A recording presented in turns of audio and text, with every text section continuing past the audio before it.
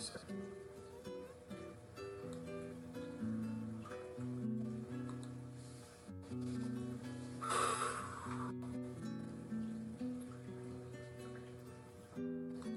Just catching a ride with these boys heading back.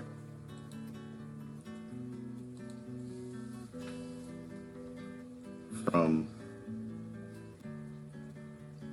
perhaps the last war the United States was involved in that it should have been in. The last war where we maintained any semblance of ethics, morals, decency. That's one of my favorite songs.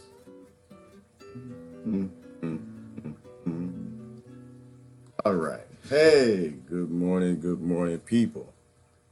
These brothers let me ride back with them in the Jeep. Man, I tell you what. Gotta. I wanna have fun. Sometimes you can't always have fun. Tough topic this morning. Tough thing, but I gotta stick to my morals and I gotta stick to my goals for the things that I think that we should be paying attention to. And I know I'm sitting in somebody's lap. Leave me alone. So listen, y'all some funny people. I know y'all some funny. Why do your head think the way it does? I'm riding in the Jeep. I'm trying to talk about something serious. You know, we're trying to talk about war and the cost of war and leadership. And all y'all see me sitting on some brother lap. Anyway, how is everybody doing this morning? Hope everybody's doing good. Got a few things I do want to put in front of y'all this morning. Put in front of the court review.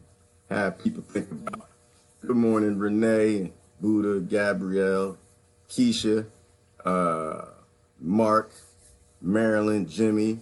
Okay, we got a quorum. We got a bunch of people where we can talk about a few things. And good morning, Stephanie. Ing. All right. Let me try to get to a place where I can do some thinking. Happy Friday. Friday is that favorite day of the week where we get to feel what it likes to have a little bit of freedom. You know, that little feeling in your heart when 3:30, 4 o'clock, 5 o'clock, whenever your plantation shuts down, that euphoria feeling. Good morning, Marilyn. Good morning, Brother Robert. All right. So today what we have on tap, there's a couple things on tap today that I think that we, the 99%, should probably pay attention to. Most important, I'll have to put out there first. The most important is always the most important. Long time ago, in an ignorant place, not too damn far away. How far is Washington from you? It's not too far away. We decided to start getting into wars with people that we had nothing in common with necessarily other than being human beings. They were different cultures. We decided that it was a good idea that they take on our culture and our forms of government. We decided, unlike our ancestors, some of these brothers here behind me, that we don't want to be honorable anymore. We don't want to be honorable in war and the things around the world that we do. And somehow we now have a generation of folks that are complicit with all of it. So I figure I'd come to y'all today from one of the last wars that we should have had anything to do with, that we should have been involved in at all. In my vision, and maybe my vision is a little weird, I kind of agree with the founders in that the only time we should be involved in war is with extreme restraint, begrudgingly to get involved. Not even the last option. You get past the last option, you come back, try to figure out some other ideas before you agree on a violent solution. The founders believed in daycare principles, right? But you don't ever solve anything with violence. Violence begets violence. That's some stuff that is ancient wisdom. Stay out of it. Not your business. Short of them murder, death, kill, rape, nonsense that goes on. Short of that, we want to stay out of conflicts because all you tend to do is make it worse. When you see a bar fight and you see two people fighting, do you jump out your chair and you say, honey, hold my cup, go jump in the fight? You know, or do you say, whoa, what are these idiots doing? And you try to confer with people around you. Listen, you know, there are kids in this restaurant. What the hell are y'all doing fighting? And you try to get them to stop fighting. You call the police. You know, we were peacekeeping, and that's what we were designed to be, to stay out of it and be peacekeepers. We got into some interesting discussions a few days ago about the UN, and I've never heard anyone cheer the UN before. This is new to me. I have a couple friends that, you know, they really believe in the UN and the UN's mission. And I try to convey my 2 cents in it when it comes to the UN. I'm not against the UN. I'm not. My stance is, you know, outside of the purpose, right? Outside of whatever you call yourself, your name, are you actually fulfilling the mission that you said you were going to fulfill, right? You have a group and nations send money to the UN, and are they fulfilling? And there's some people, they make the argument that the UN, their place is just information. They just go in and they do some reporting and they come out and tell the world what's going on. And I think that is very important. I do. However, we are in a place where all the things that are happening around the world right now, people starving, people being murdered, sex slavery is just coming out of the woodworks. We don't really need reports. Right? Like, that's already done. That job is done. And if you're getting millions upon millions upon millions, hundreds of millions, and you've got tanks, you've got jeeps, you've got minimal air force, you have troops that you can commit to feed people. My biggest complaint about the UN is, why haven't you done that? Right? And so I get that some people say, well, the world would be a worse place without the UN. And that might be true too. However, we're at a place where we already know the world is upside down. Most people already know that. Like I always say, you know, the last election, most people voted for the change candidate Obama. And this election, most people voted for the change candidate Trump. Everybody knows the world is sick. Everybody knows that we need change. Now, I don't agree with who y'all vote for in terms of bringing in change, but you're making an effort.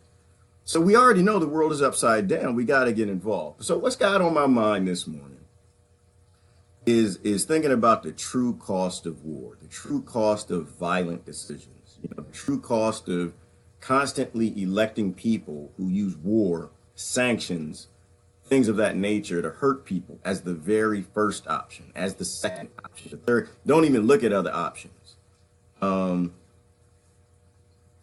And the total cost of war, I don't want to act like I will ever know. I don't think any of us will ever know the total cost of war. And when you look at the veterans who come home and the people and the destabilized countries and the generation after generation, the horrible things that happen, you'll never know the cost of war.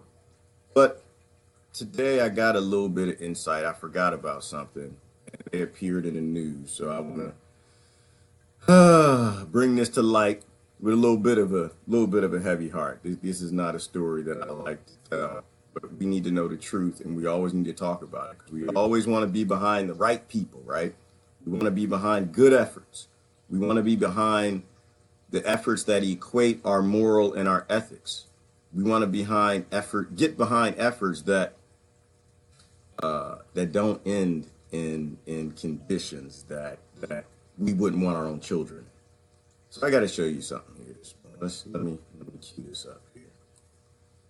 Make sure I don't have a pharmaceutical commercial preceding it. Here we go. All right, let me show you this, y'all. Many of them speaking Yazidis are still being kept hostage. Many of them are minors, abducted and sold to the jihadist slave markets in the past few years. RT's Murad Gazdiev reports now on their long way home from terrorist captivity. Nadia, age 10. Location, Idlib. Starting bid, $10,000. Russia, age 9. Location, Turkey. Starting bid, $15,000. Enos, age 8. Location, Syria. Starting bid, $13,000. Nadi, age 15. Location, Baghdad. Sold for $2,500. Nadi was kidnapped by ISIS in Mosul in 2015. For near enough 3 years, she endured horrible things. Things that no 15-year-old girl or any woman should ever have to endure. 2 hours ago, she was brought back by her family here in Baghdad. No one called the police. No one wanted to risk her life.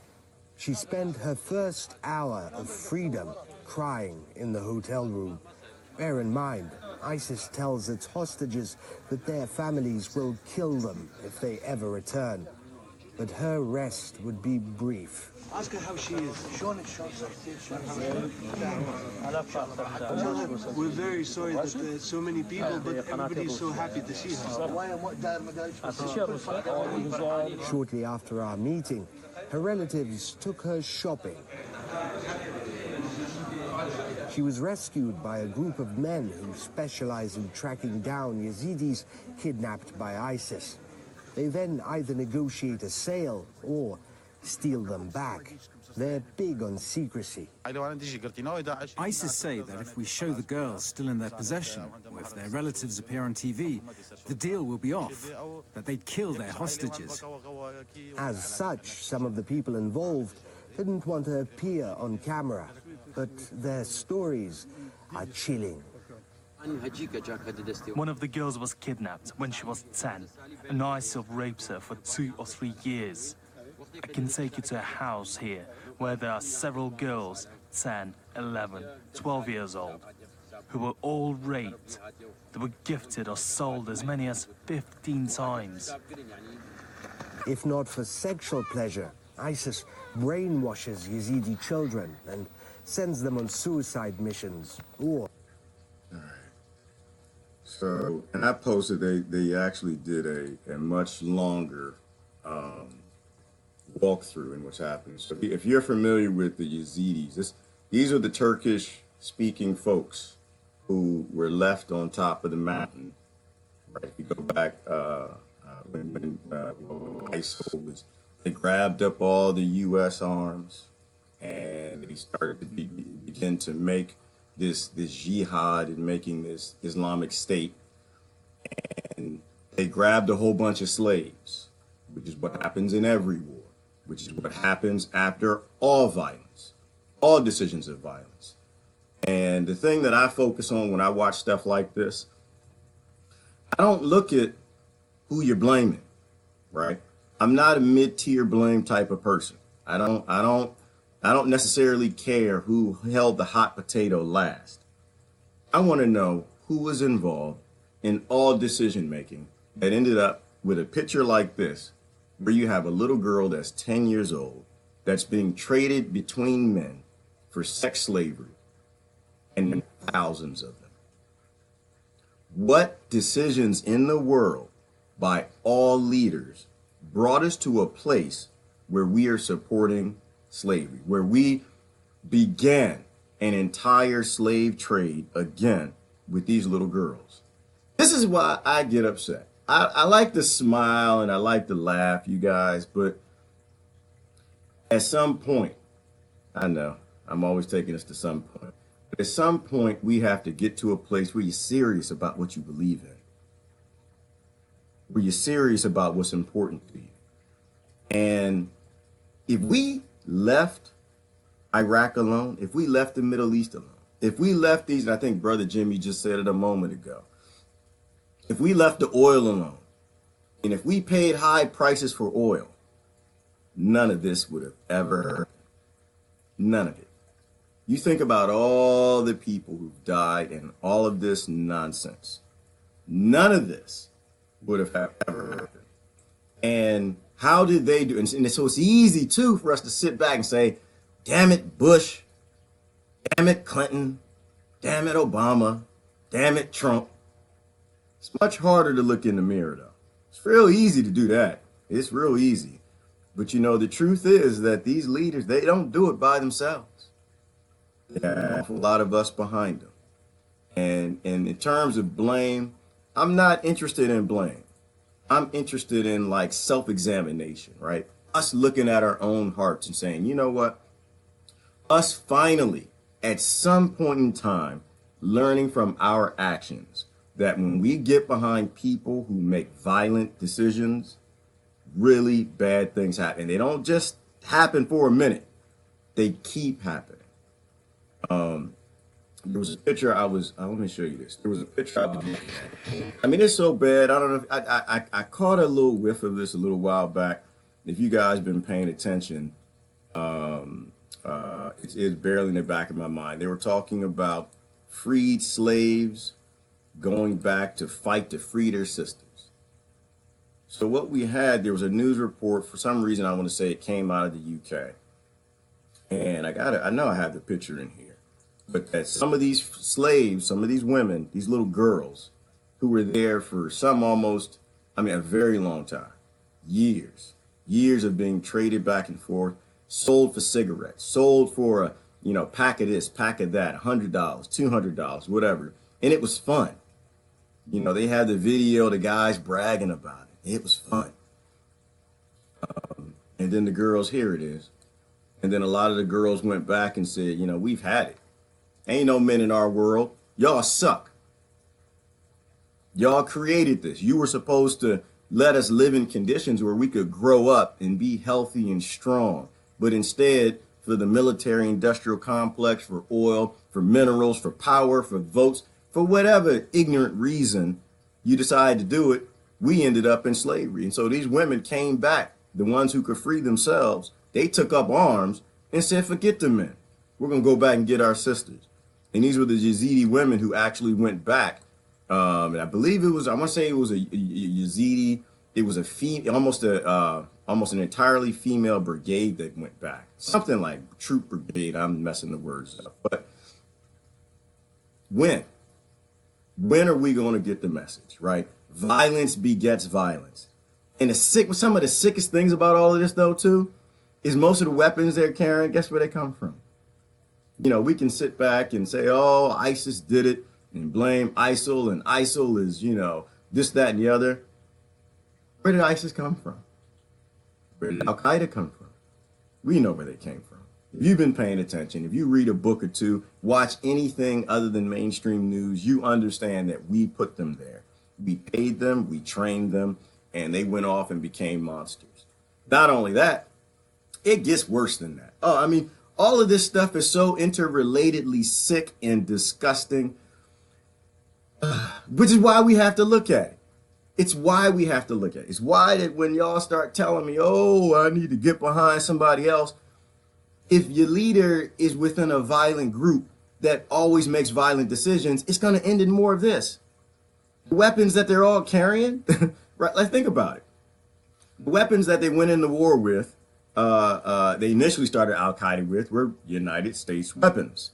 The weapons that, because they fought the Russians back in Afghanistan. When we went in to fight Al-Qaeda and get bin Laden, U.S. weapons. Who paid for that? We paid for that. We left the weapons to the Iraqis and U.S. weapons, sold them more weapons. And then what happened? ISIS again popped back up, took the weapons back, and they had our weapons again. And then they got caught selling some more weapons, and then Benghazi and all of that nonsense. And then we go back to kick them out again with our weapons and our tax dollars. Once again, the West, here we come, more weapons. So everybody weapons again, and they take up slaves. The slaves, and they get free, and these women want to go back and free other women. Then who would they? Our weapons, get some more of our weapons. We're the #1 weapons dealer in the world. This is what we're paying for. Democrat, Republican weapons. Paid for in the U.S. tax dollar, right? And so then we go kick ISIL out of Syria. Well, mostly, I guess Russia did a lot of it. You know, we were in there playing games, you know, funding both sides, what we normally do playing this game. And with our weapons, and now ISIL's defeated. And remember the report we were talking about yesterday where ISIL was being let out of Raqqa, and there were thousands and thousands and thousands of them not escaping, but they made a deal to get out of Raqqa. So I can show you the report. I think I'll post the link. But guess who was in the trucks when it was I think they're saying about 5,000 fighters were released, and it was a caravan almost 5 miles long, and most of the way people were yelling and screaming because they were letting them get out of the city, and everybody knew who they were. Everybody, but now they're saying that they actually left with their weapons. So they were allowed to take their fighting equipment, their guns and ammunition, but guess what also was in the truck? The slaves. Imagine that. Imagine how all of this comes full circle. And this is why when y'all start saying we need to get Trump out of office, we need to get Democrats back in, I need to be happy because Roy Jones went down and we need Democrat, Republican. This is why I don't care. It's why I don't care about tax reform. It's why I don't care about none of that silly nonsense. Why? Because both parties always do this. They always screw us time and time again. And I don't just want to come down on them. There's some concepts that we have to embrace as a human race, which is people who make violent solutions, they always make it worse. It always gets worse. It never ends when they say it does. And so now you're upset. And so now these young girls who were released, who went to go fight and free their sisters, and God bless them, I hope they freed as many as they can, because we ain't worth a damn. We're still over here. We're talking about, anyway. What do you think that their lives are going to be like? Right? Like, what does it do to you to be a sex slave for 10 years? Right? At the age of 10, at the age of 8, at the age of 6. What does it do to you when you get released and you got that hurt and anger and loss and destruction, and you take up weapons and you learn to fight? What do you become? I don't know. But it probably ain't going to be anything great. Right? And this is the world that they're building for us. Like I joked yesterday, I joke every day. I was in the back of the crazy car. I was in the back riding. This is what I'm saying when we're going to crazy town. We have to question who is driving the human race. We have to question our being complicit in giving them the keys to the car. Because that's how I see elections. I see elections as giving people keys to the car.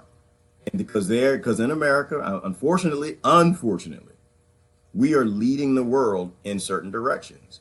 And we keep putting two violent groups in control of everything, thinking that things going to get better.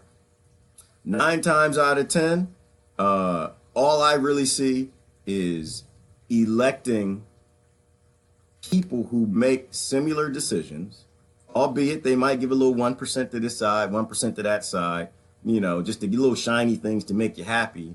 But when this is happening all over the world, this is not who we are, people. This is not, we didn't evolve to be this way. This is not, so I think that their story should go viral. That's my personal opinion. I do appreciate, I think I posted maybe 2, the documentary, and I think I might have posted this news article earlier today. I appreciate anybody who shares that out, because once again, we control what the media talks about. We can all sit back and talk about, they never talk about what's important. But if we don't talk about it, thank you, Brother Chris, if we don't keep talking about it, we can't make it go viral, which means they don't have to talk about it. This is, to me, all my brothers and sisters that are in the U.S. Armed Forces, this is why they signed up. This is what they were meant to do. Special Forces, this is what, whether you're in the UK, wherever you are, this is what they were meant to do. Spence Knots in Russia, this is who they were meant to help. They were meant to go in and shut this down, right? They can't do that. Why? Because we keep electing leaders, all of them, every last one of them, that cheer all of this. They're supposed to be going in to get those little girls, man. That's humanity. That's what we're supposed to be doing. But they're not doing it. Why? Because we're talking about health care. We're talking about tax reform.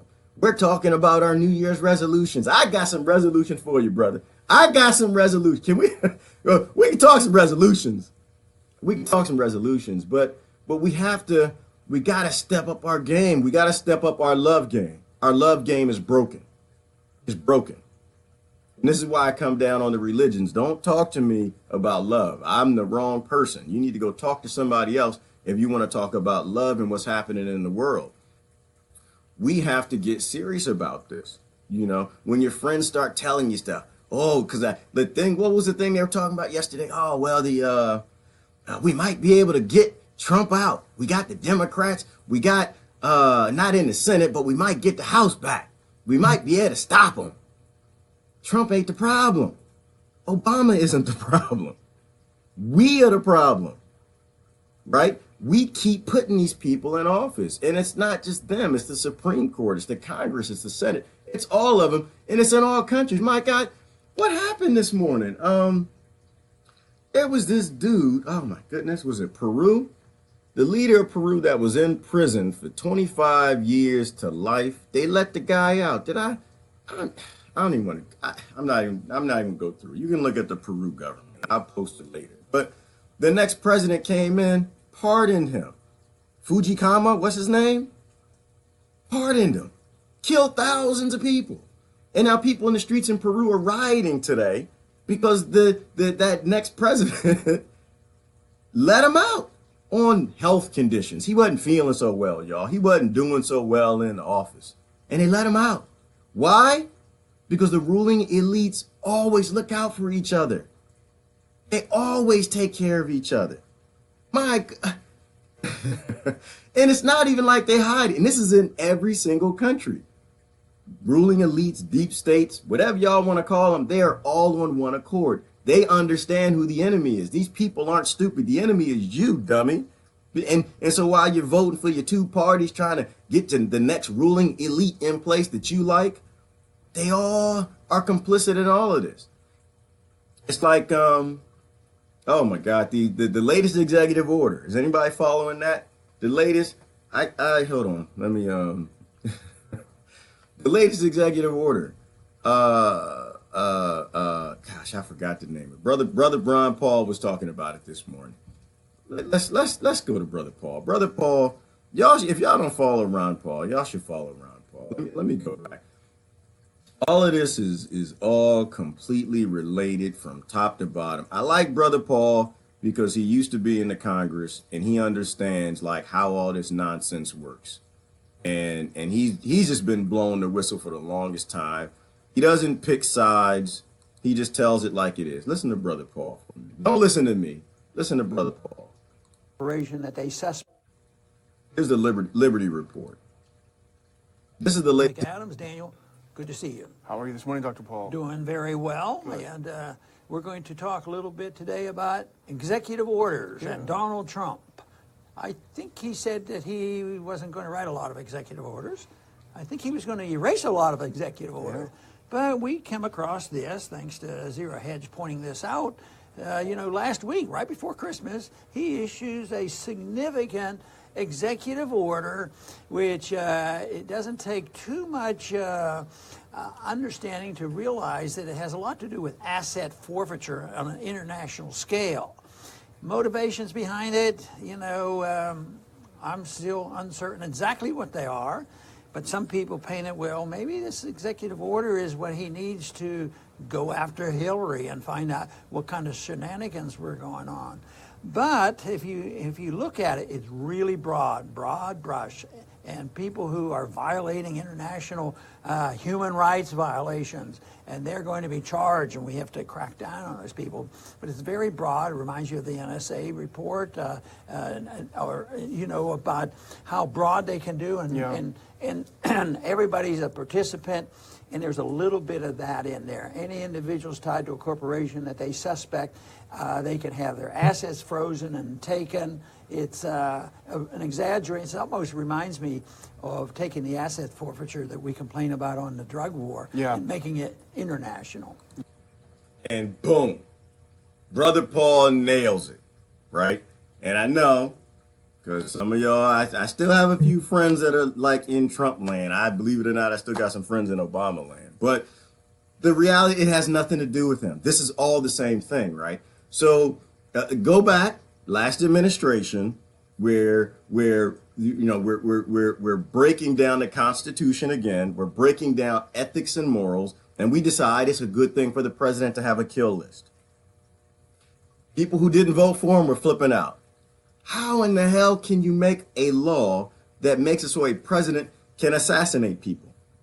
Go back to Bush, Patriot Act. How in the world can you make a law and you're breaking down posse comitatus and you can use the U.S. military against citizens? And this president. And so this is why I'm saying I keep, because they want you focused on the identity of these things, and people need to focus on the policy of it. So now, international asset forfeiture. What does that mean? That means that, and they went through the list of them, if you are suspected, if you might possibly be involved in, you might even consider corruption, if you made a deal with, bought some products or services to your corporation, they can completely seize your assets. This is what we saw with the drug war. This is what we saw, and we didn't see it a lot in minority communities, right? And this is why I want to talk about this, because, when I say that usually when they pick a president, because presidents are selected, they're not elected. When they pick a president, they usually screw the communities that pick them.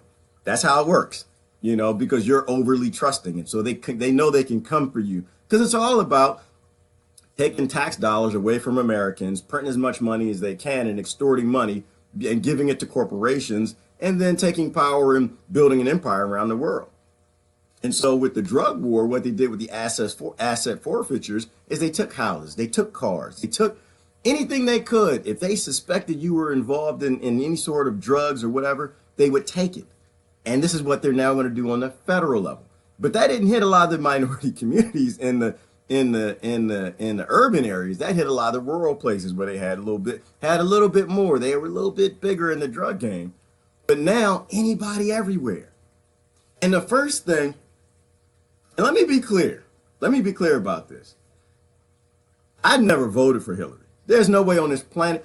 You would have to, no, not even for my cold dead hand. You would never get me voting for Hillary Clinton, because I know who the Clintons are and I've known who they are for decades.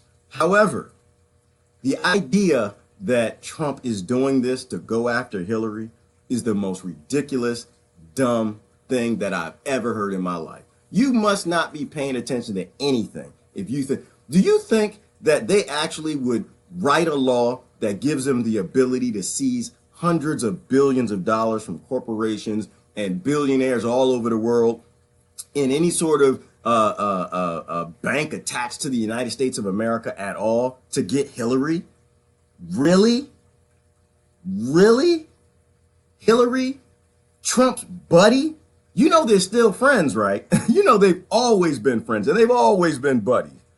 This is how they take your blind faith. They take your blind support for these presidents and they continue to roll out draconian law after draconian law after draconian all the time. So now, not only can they kill people anywhere on this planet, anytime they want to, they now can take the money from anyone, anywhere on the planet, anytime they want to. And who's going to oppose them? Who? Nobody's going to oppose America. No one's opposing their drone war. Now, of course, they don't do it in countries that have nuclear weapons. And I don't want to make this sound like this is an anti-United States thing. That's not my game. This is no. First of all, the American people are good people. We might be some lost people, but we are good people. We have a lost government, like most of the countries all over the planet. The only thing that's different about the American government is that it has the majority of the power. And so it is the one that most people tend to focus on. But all governments are corrupt everywhere. all governments are involved in human rights violations everywhere. So what does this law, this executive order mean? I call it the mine. Executive order. Mine. Everything is mine. America, Washington, I don't say America, I say Washington, just determined that the whole planet belongs to them. Mine. You remember when Obama passed the law, there was another type of asset forfeiture law where in times of martial law, the government owns everything. They own all your gold. They own all your silver. They own all your guns. They own all your food. They own your house, your car. Damn it. They might own your kids. They can take anything they want, anytime they want. And all a president has to say is martial law. And it all belongs to the government. Are you seeing how any of this fits together? Are you seeing how they're all doing the same exact thing? This is just the next mine law. Mine. Belongs to me. Yeah, what was the name of that little cartoon? It was a cartoon, Finding Dory, or was the first one, Nemo, where you had all the birds sitting up on the wire and you're like, mine, mine, mine, mine, mine, mine. That's actually what this is. America has determined, Washington has determined that the whole world belongs to it. Because if all governments are corrupt, all governments are involved in corruption, my God, the people who even passed the law, they fund ISIS. What kind of bribes and lobbyist money? That's all corruption. The most corrupt government on the world has determined that everything on the planet now belongs to it. And you go ahead and try to oppose it. Go ahead and try to oppose them violently, see what happens. So it's just like, so all of this is all interconnected, right? And how is all of this empowered? How does all of this come about? It all comes about because we continue to vote for bad decision makers. That's the bottom line. Bad decision making. We continue to put people in office who are willing to murder someone, groups of people, ethnicities, invade countries, destabilize them because they disagree with them, because they don't like how they're living, or because they want to get some cheap minerals, or because they want some oil. And so this is on us. The sex slave trade that's happening, this is on us. It's always on it. We know better. We've always known better. War always goes that direction. And it's just like, we got to get, and it's not new. It's not, and why I'm like harping on it, because I don't want anyone to say ISIS, ISIL, nothing. Every war this happens in. All of them. I had a brother here not too long ago he was a veteran of World War II, and he just talked about how they went into town after town after town after town after the Germans left. And what they saw going into each town in these convoys, these brothers right here, they just saw women with their clothes off, kids laid out, sprawled across the street because the outgoing army decided to have a whole lot of fun on the way out. And you know they were having a whole lot of fun on the way in. Every military, every army, because this is a human being thing. This is like we talked about in Japan. Now they're talking about Japan is now getting their warships together. They're taking their warship, and I think they're converting one to an aircraft carrier, and they're getting missiles that can shoot, I think it's like 3,000 miles, but the law says they can only have missiles that shoot like 300 miles or something. So now China's upset because now Japan is starting to militarize and build up. Why is Japan militarizing? Because everybody else is. This is what happens when you build up arms races and destabilize the world because you keep voting for violent people.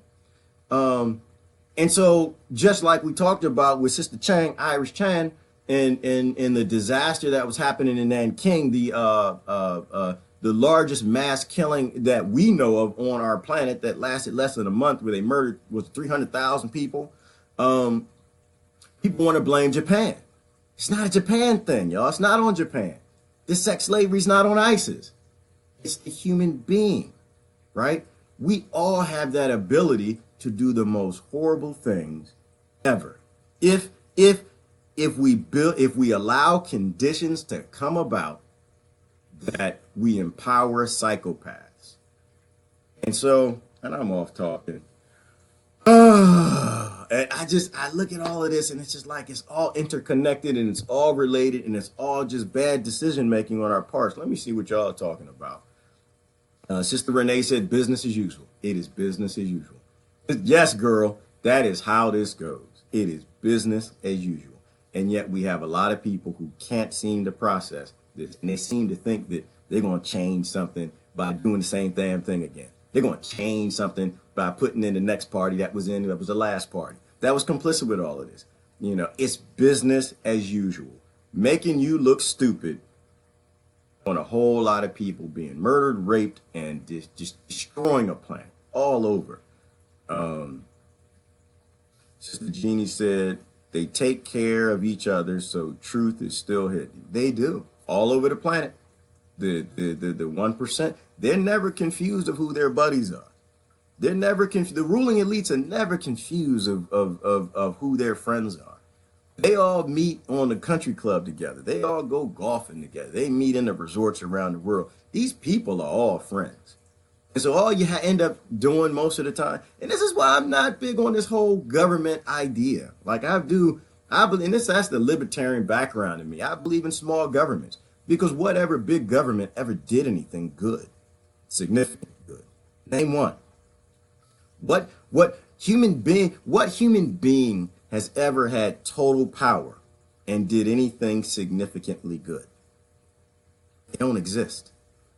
Because human beings aren't supposed to have that much power over other human beings. That's what freedom's about, y'all. That's what free will is about. That's what, liberation and liberty. That's what all those things are about. Brother Billy, I can't say that word, Brother Billy. How you doing this morning? But I appreciate you sharing. Yeah, I do appreciate you sharing because it's important that we talk about these things. We have to wake up. We have to get rid of the brainwashing. Like I said, and it's my family too. I don't want to say that my family, because my family doesn't get it. Some of them do, but they're brainwashed and they're not bad people, right? And so it's how you talk to people.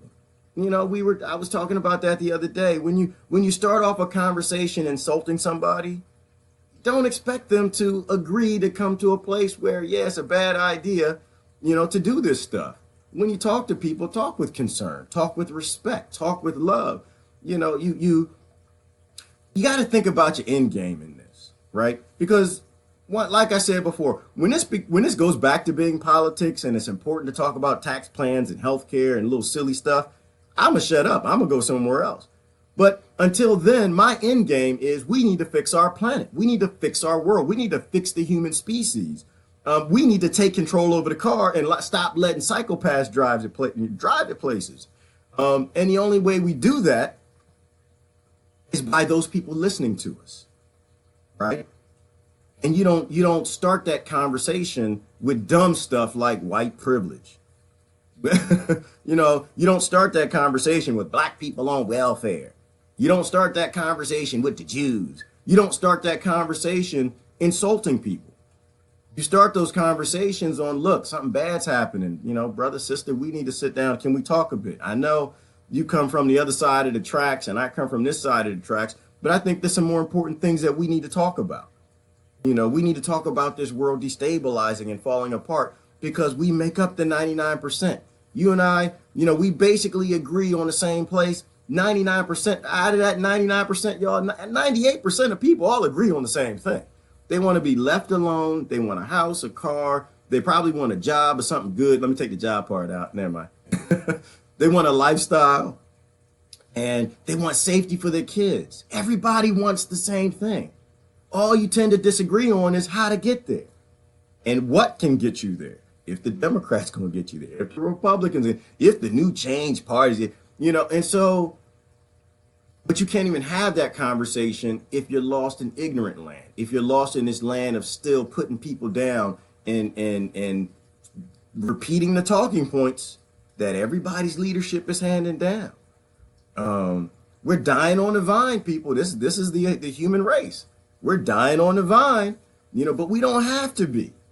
We don't have to be. I believe enough people's brains out there have evolved to a point where we understand we're not a violent species.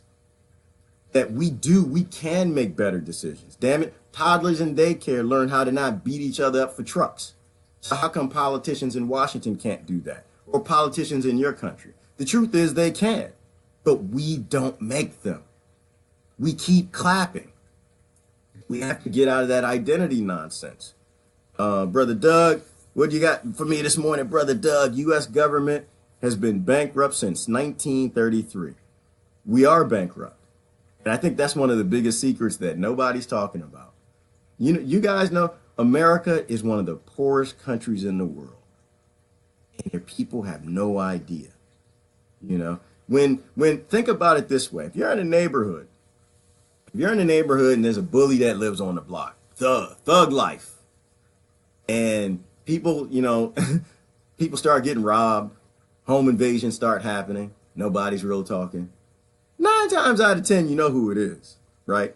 So when the country with the biggest military goes bankrupt, they only got one go-to. I forgot who said this. It was a real wise quote. He said, if the only weapon you have is a hammer, the only tool you have is a hammer, then everything has to look like a nail. Every solution, every problem has to look like a nail. America has a military, has no money. Every solution has to be war. And that's what's really going on. Thank you, Brother Doug. I appreciate that. We are bankrupt. And we're rolling out a bankrupt solution everywhere, right? This is why we roll out the debt model and the currency model we have to every nation we go to and we send the economic hitmen to, because we want everybody to be poor and in debt to banks, because that's how you take over a world. You don't colonize anymore. You take over a world by financial colonies. And this is why most of the governments in Iraq, in Africa and all over the world, they're not run by their people. They're run by their medias, and they were put in place by Western governments. Because the lower, it's like you ever look at multi-level marketing. Don't hate on Amway, y'all. I love Amway. I used to be in Amway. Long story. But anyway, don't hate on multi-level marketing. But that is actually what this is. You build your country up by putting other countries underneath you in this debt model scheme. And so your people at the top make more money. They feel better. They have better lifestyles. They don't have more money, but they have better lifestyles. And that's what America is. America's on the top. Most of the Western countries are higher on the top, and your governments are just beneath them. And so they're doing okay. And the more that you stack down, the higher it raises the people at the top. It's a multi-level marketing scheme. And this is what the whole debt model they're rolling out all over the world is. And it's all based on slavery and slave labor. And sex slavery is just one of the forms. Sister Jeannie said the proof has always been right in front of us. It's always been. They don't even hide it. They don't have to, Jeannie. They don't have to. Because most people's brains don't seem to be able to. All right, that's not nice. I'm not going to say it that way. Most people are probably too scared to accept the truth. And the truth is, your enemy is not your neighbor. Your enemy is the person that you have on your refrigerator. The enemy is the person that you've been touting to your friends for the past 10 years or whatever the last election cycle may have been, that this is the good people. This guy's the greatest, since poured water. He's going to save the world, and then that ego kicks in, and the ego won't let you go back and say, you know what? I made a mistake. These are evil people. Maybe you and I do have a lot more in common than what I apologize. I said a lot of ignorant stuff to you over the last couple years. Maybe we're not helping the human race. Maybe this doesn't end in a good place. Maybe I need to grow up a little bit, drop my ego, and see if we can't make a better world for our kids. Maybe we should look at Jacques Fresco and some of the people who actually have solutions, Joseph Peters and those who actually can lead us in a direction, and the Zeitgeist movement. Maybe they don't have a perfect plan, but they got something different, something that looks like it's going to help the 99% all over the world, as opposed to just putting them in this multi-level marketing debt scheme that always ends in war, slavery, debt, sex slavery, and all the things that my God says I'm not supposed to be happy with. Goodness, let me see what you have going on. How do you, Alicia hitting me with the hard questions. How do I feel about Hillary? Oh my goodness. Sister, why are you going to get me in trouble? How do I feel about Hillary? Oh, that's really simple. Let's just go from the human rights perspective. Is she a human rights queen? Does she cheer human rights? That's if you can answer that question, you know precisely how I feel about Hillary. Was she involved in No, I'm not going to do that. I'm not going to do that. The reason I'm not going to do that, because it triggers people's identity politics. And we all got changes to make. And this is my change, right? Because unfortunately I saw this stuff coming a long time ago. I used to go knock on the politicians' doors and talk to them, have them lie to me in my face in their offices. But I saw the fake liberal, because they're not real liberals. Liberals believe in liberty. I saw the fake liberal, the neocons, whatever y'all like to call them. I saw them coming a long time ago. I saw their social engineering in communities, in trailer parks and ghettos, ripping kids out, building human trafficking business from the federal legislation, Title 4D, Title 4E, where they paid $250,000 per year per child in America that was taken into the foster care system. Oh no, I saw them coming a long time ago. What do I think about Hillary? I think the same thing about Hillary I do about Trump. I do about Obama. I do about Bush. I do about all the leaders who make violent decisions.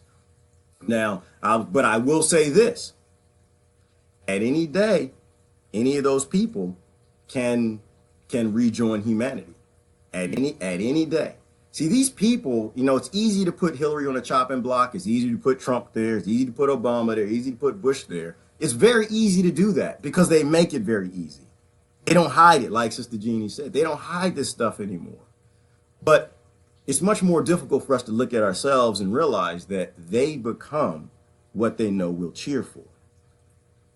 Chew on that for a little bit.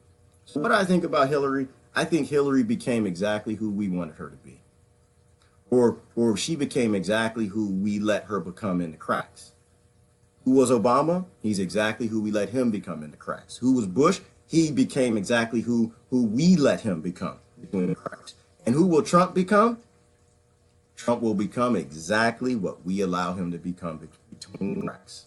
Now, but by the same token, all of these people want to be cheered. All of these people want to be popular. You don't go and become a politician because you don't want to be popular. You don't become a politician because you want to be one of the most hated people in the world. You don't become a politician because all this stuff is going to come out down the road and make you look stupid and might chase you into a jail cell. So you become a politician because you want the people to clap for you. People have to learn how to clap for the right thing. People have to learn how to clap for ethics and morals and decency and nonviolent solutions and cheer politicians they don't like when they do things good and boo politicians they like when they deploy these violent policies that we know never end well, destabilizing countries and nonsense like that. So no, I wasn't on Team Trump. I wasn't on Team Hillary, sister. But I don't want to put anybody under the bus. They've all done horrible things. But the reality is we got a world to fix, and we're not going to fix that world blasting identity politics. I do my best to not piss people off. That's not my goal. And most people in our country are still locked into identity politics. And so I try to stay away from the names best that I can. When I mention the names, I'm going to mention everybody's name. I'm going to be fair. I'm not going to say, because there are no angels in any of this. Sister Georgia said, Trump will either be the best president ever or the worst. No in between. I agree. Totally agree, sister. You and I, we always on the same page. Did he just say Trump could be the best president? Hell yes, he can. Did he just say Trump be the worst president? Hell yes, he can. Why? Because it's totally up to us. They will do whatever the people cheer. But if you stay divided, you stay in your little ignorant land, he's the best thing since poured rice. Do you pour rice? I don't know. Sometimes things come out of my head. Or he's the worst thing since whatever, then that's what he's going to become. And the thing about it is, I don't care about Trump. I don't care about Obama. I don't care about Hillary. I don't care about anyone. I care about the human beings that have to live in the world that they either make worse or they make better. That's what I care about. And that's why I care about talking to y'all. I'm not talking to them because all they're going to do is what you allow them to do. If you don't see the tricks in the games and the things that they play all the time. Yet we are soft, we're spoiled, we're selfish. Yes, we are. And we love slavery. Yes. Let me say that out loud. We love slavery. And that includes sex slavery.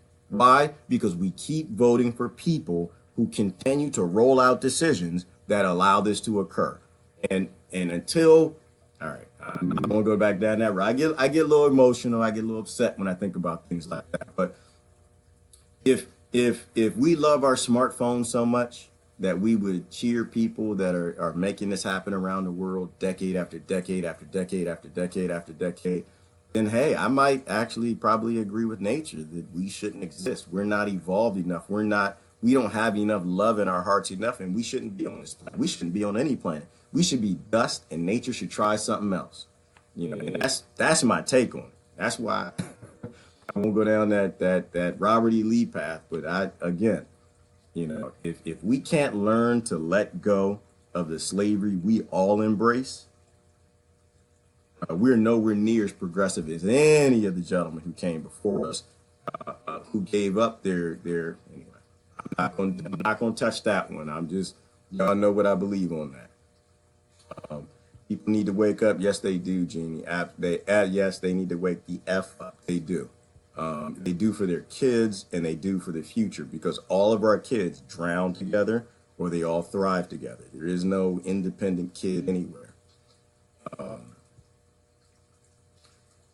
Women and money are always the spoils of war since the beginning. Yes, Georgia, you're right. And that's a scary thing. It's a scary thing to see these young women stand up in places men won't. It's a scary, scary thing. But they've always been the spoils of war. And so it's just like these narratives that they lie about. We're going into Afghanistan because we're going to free the women. It's not why we went into Afghanistan, and that is not what happened. You know, and there are pockets where things do get better. Now, don't get me wrong. There are pockets where things can get better. My issue is that we know we don't need to start a war to do that. We know that and if your leader feels they have to start a war and murder a bunch of people and increase sex slavery and all of this nonsense, destabilizing countries to actually help women, then your leader's an idiot. They're a moron. We know we don't have to do that. We have the technology. Damn it, we have the bribery enough to do that. We don't need to go murder a bunch of people. That's always a lie, and it always has the opposite effect.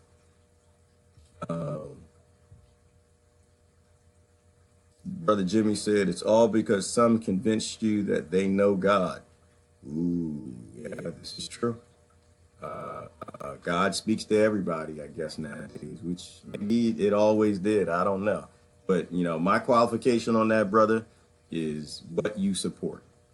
That's what tells me who you are, what you support. And unfortunately, and all of these Bibles and books and Gitas and Qurans, they tell you if the people who carry those books actually believe in those gods, and most of them don't. So anyway, what else we got here? Sister Georgia said, Gerard 2020, hell no! Oh no, hell no, they ain't never gonna happen. Nope. No, sister, never gonna happen. Why? They killed me today. They probably look, oh, did she say that? They're trying to kill me right now. Oh, hell no. I am a cheerleader of humanity. We die. We don't even make local government. We end up with Jimmy Hoffa. So no, we do need people to step up. But you know, Georgia, I'm kind of in this place where I think we've evolved past this idea of telling each other what to do. And that's why I wouldn't even think of anything like that. Like, I don't like to tell people what to do. I don't even like to tell my kids what to do. I would suck, like in the current model of a politician. I'd fail immediately. I don't want to tell my neighbors. I don't tell nobody what to do. You know, I'm tired. I'm old, girl. I was a manager, a supervisor, told a bunch of people what to do my whole life. Right now, I was married. I don't want to tell nobody nothing. You know what? I want people telling me. They tell me what to do. Or, you know, I want to go live on the side of a mountain somewhere. I want you to live your life. I want you to be happy. I want your kids to grow up smart and safe and be highly educated or informed, you know, because I know that their good life will help my kids even have a better life. Like, that's what I care about. I want to grow old and not be shoved in some senior citizen home somewhere, because we still got a generation of people that just don't give a damn, you know. So I don't do good at telling people what to do. I think we've aged past it, sister. I think that this idea that people with white wigs and feather pens who said that one person should tell 320 million people what to do and how to live their lives, let alone 7 billion, I think we've evolved past that concept. I think every model that's been put together from government, a very small few telling the masses what to do, has always failed. And it's always gone bad for too many. I think that the feudal government is always a feudal government. I don't think that there is a democracy. I don't think that there's a socialism and communism. I don't think any of that exists. I think it's all just feudalism in disguise. I think they put rules around it and they kind of try to confuse people and write things or whatever. But I think it's all the same thing. It always is, and it always goes that same direction. We have to get to a place where we just leave people alone. That's my politics. Leave people alone. Let them live their lives. Because everything, if you really simplify it at the base, all of this politics stuff, it's just about the 1% figuring out how to take more from the 99%. Every law, which is why I stopped and I walked away from being an activist, because I read the laws. Most activists don't even read the laws. They just listen to their leaders tell them about the laws. When you actually start to read the laws, you'll see where it's always a lie. All it is it's a transfer of wealth. They use these ideas to transfer wealth in licensing and fines and fees and prisons, all these things, but they're basically just transferring wealth to the 1%. Every single law. It's the craziest thing on the planet. It actually is that simple, that none of these laws actually are designed to do what they say they're supposed to do. It's always just taking money from you. So I think that we tried this government thing for a while and I think we failed. I think that we need to stop cheering the kings and we need to stop cheering the lords, that none of them are on our sides. I think, I had a resolution the other day. You know what my resolution was? My resolution was, if your bank account, if your total assets don't equate within $1 billion of mine, I think I'm gonna disagree with everything you say. That's gonna be my New Year's resolution, because everything you say is gonna be a lie. My family, I wasn't born into a billionaire family, right? And nothing that they do is ever good. I don't think that there are billionaires out there that exist to help humanity. I think they all exist to help themselves. And I think that all they do is they make everything worse and worse and worse. And so I think that'll probably be my New Year's resolution, is just to make sure to lock in. I mean, I already do, but I know who my team is, and my team is not the billionaires. And I don't hate the billionaires. I'm not a billionaire hater. I think personally, I know they can keep everything they got. It's like Sister Debbie says, we don't need to make an enemy of them. We don't need what they have, y'all. We have automation. All we need is our governments back. That's all we need. If we can get our governments back, then we can make sure every child in the trailer park has everything they need: food, water, clothes, a nice house, and a great education. And every kid in the ghetto can get the same thing. We know we can get food to people in Yemen. My God, I was watching RT this morning, they're having food fights in Russia. They got so much food they're throwing at each other, and we got people that can't have that. So we don't need to take from the 1%, and the great thing is, if we adopt a model like that, my God, they might actually agree with us. Some of them might sit back and say, you know what, this ain't going to end real well. Because there's some scared people. The 1%, there's some scared people. They're sitting back and they're seeing all of us, and they see this world is going into this destabilized direction, and they don't want us taking what they got. That's why they buy the politicians. That's why they do all of this. They buy the militaries and the drones. They make sure you can't have no guns, and they got tons of guns. Because you got these talking points that, we need to take from the wealthy. We don't need to take anything. We just need our governments back. We need to get a heart, and we just need to take care of our neighbor. And we need to deploy automation to make sure that everybody has what they need. They can keep the cars, they can keep the yachts, and I think if we did that, I think a large portion of them would agree with us. Because all they want to do is hand that wealth down to their kids. And if they can do that, that's fine. Why do I care? Why do I care that you have 4 yachts? I don't care. As long as I got food, I got a house, my kids have a good education, we're not raising any more psychopaths and artificial scarcity. That's what I care about. So anyway, let me go there. I'm off. I'm sorry. I know I was preaching for a little bit. I didn't do this to preach. I just wanted to talk about people who need to be talked about. And so I am going to have to go and wrap this up. But I do appreciate you guys sharing. But mostly I appreciate you guys. You don't have to share me. I don't have to put my ugly mug out there. But I appreciate you guys sharing anything you see on the Yazidi slaves. In fact, I'll end on a positive note, the best that I can, which is, you look at a lot of this stuff, and it's hard to look at it. It's hard to like really look at it and say, well, how can you see anything positive? How can you see anything good in this? This is what I see good in this. I'm gonna close on this. There was a time in human history where we wouldn't even know that this was happening. There are times in recent history, and there are times today that people don't even still know that slavery's happening, that sex slavery is a thing with these little 10-year-old girls. The thing that I appreciate right now, where I see my hope, is we actually know. Now we know. And you can't take it back because we know. We know that this happens. We know why it happens. We know when it happens. We know that that bad decisions on our parts are what lead to this. And so my hope is we can change it. There was a time where these girls couldn't come back and get guns and get training and stand up for themselves. That blesses my heart. As much as it hurts me to think about what some of them went through and are still going through, we are in a time where we can stop it. We've never been there. We've never been in a time where we had enough access to the kings or a few lords or even the ideas or other people, the other 99% around the world, where we could talk about this. So my hope is that we are definitely coming into a time where we can do a paradigm shift in the world and we can start to take care of people instead of thriving off of their misery and their pain.